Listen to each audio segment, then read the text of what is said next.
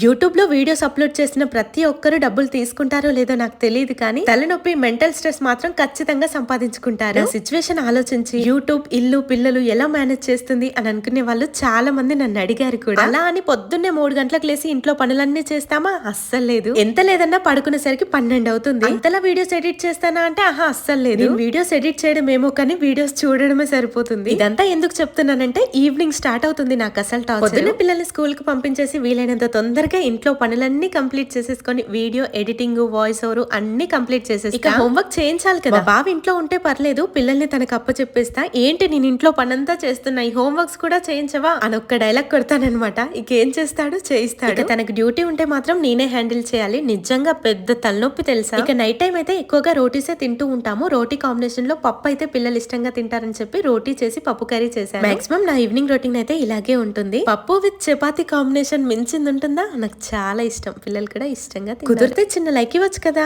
Thank you.